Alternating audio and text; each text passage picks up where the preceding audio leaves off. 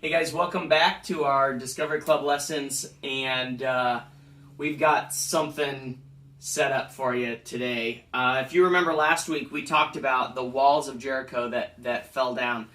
And so we're kind of back into that story for just a second as we get ready to move on to the next set. But I really want to back up and just kind of remember something here. We've been talking about God's faithfulness and how He's faithful throughout all of Scripture, and so far all the way up to Joshua's leadership. So we've got Joshua. He's our king troll right now. He's not really a king, but he's our leader. We have the rest of our Israelites that are right now marching around the city of Jericho, which looks pretty well fortified, right? And people seem pretty protected in there. They also seem like they've got a lot of stuff, which is cool. And then out here that's also marching around the wall is our priests that are carrying the Ark of the Covenant, or in this case, the Arcade of the Covenant. Yeah, that's right. So, what they did was, we talked about this last week, for 6 days, God told them to march around the city, and so they did. They do it once a day, and they'd march around the city. Well, finally, on the 7th day, they marched around the city 6 times, and then on the 7th time, they shouted. And when they shouted, if you remember, what happened? Guys, what happened? What happened? The walls fell down, right? So in this case, the people didn't do any fighting, but they called out, they shouted, they blew their trumpets, and God did the fighting for them. So, let's do this, guys. Knock them down. Oh, yeah. Okay, so now we've got this devastated city, right? And the Israelites now have an opportunity to go in and defeat the people of Jericho. And that's exactly what they do. But God was really specific, because there's something you need to understand about war. Typically what happens is, when these guys defeat these guys, they come into the city and they take everything. They take all their stuff. So we've got their guns, we've got their gingerbread men, we've got their tools, their axes, all of their stuff, and they would take them and they would keep them. They would plunder the city and take all of that stuff.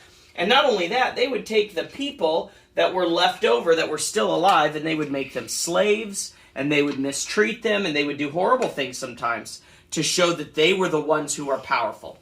Well, God was very specific, and He told Joshua, you are not to take any of this stuff and make it your own. In fact, when you take it, you're gonna take the stuff and you're gonna give it all to God, to consecrate it for God, because who's the one that destroyed the city of Jericho?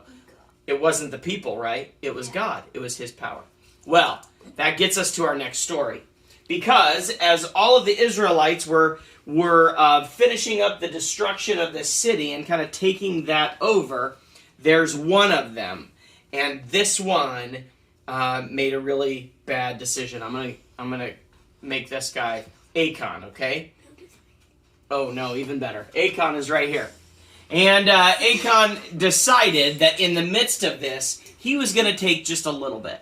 And so, while everybody else took the stuff and consecrated it, brought it to give it to God so that all of that would show that it was God's victory and not their own, he found a couple things and took them back to his house and buried them, and decided that he was going to have them, and God was not pleased.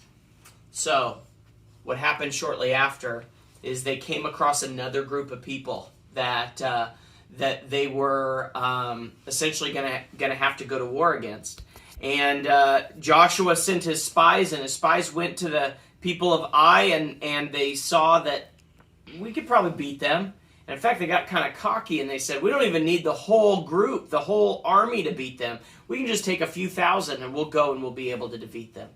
And so Achan was one of those.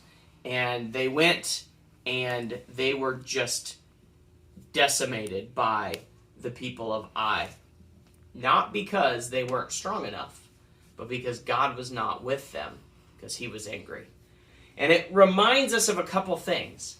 One, we don't want to be like this guy who is disobedient to God and is selfish and is trying to set up things for himself. But I think even more so, we have to remember what God was doing. God was the one that was leading His people. But God was also asking them to live differently than everybody else.